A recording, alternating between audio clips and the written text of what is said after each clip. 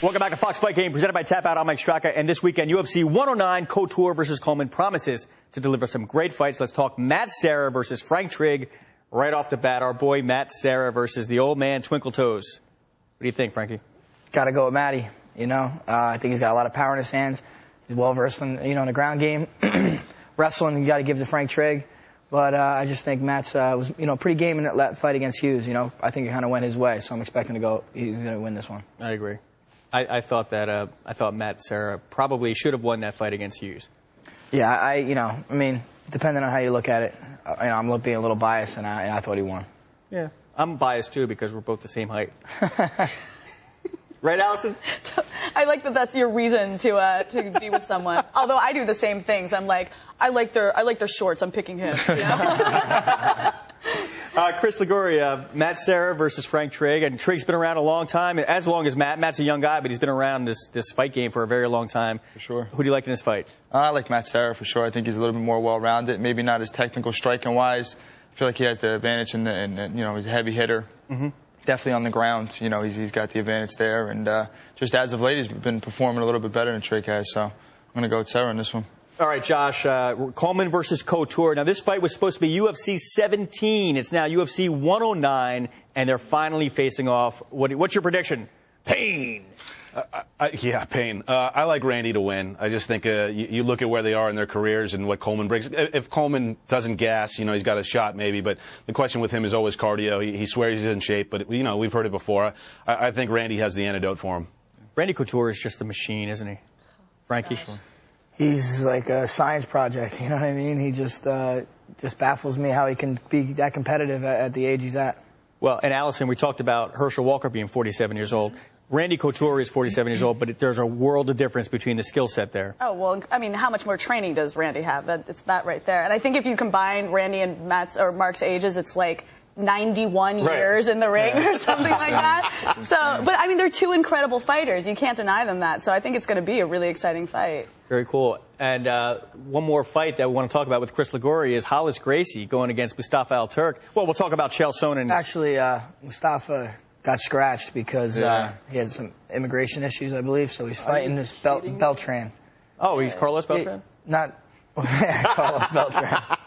Yeah, football players, baseball players. Another crossover athlete, I see. There you go. Why not? Carlos is going to bring the baseball. Did he retire too? Now he wants to do MMA? I don't know. Dude, I threw you off for a second, didn't I? What are you talking about, Straka?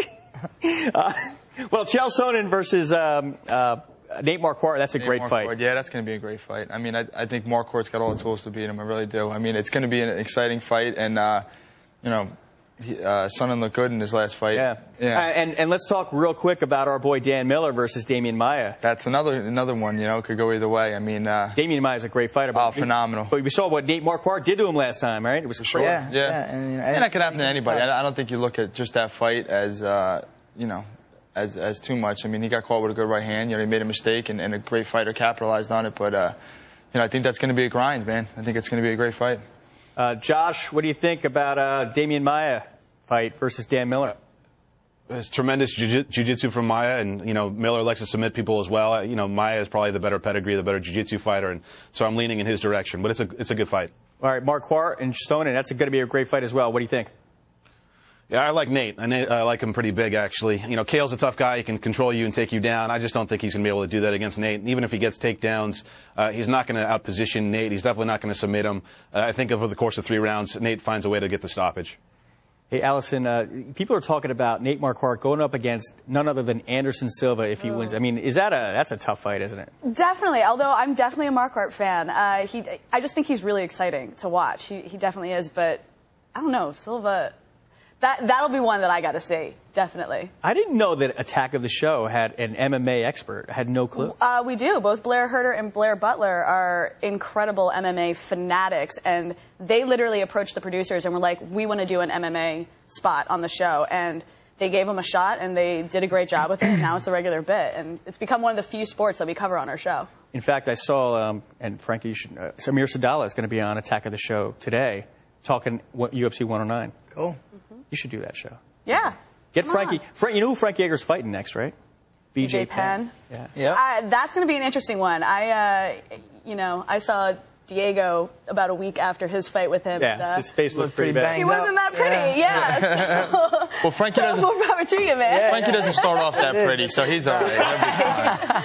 Not much damage he could do. I also saw him on his birthday, so he had a couple brewskis in him, I believe, at the time. So it was an interesting interview. And did you were the co-host of the World MMA Awards, right, which I also covered, and Diego was memorable that night. Oh, and I was the one who interviewed him backstage right after he won, and I got him to pose for a Twitter picture with our video camera, and I was like, it's not a real camera.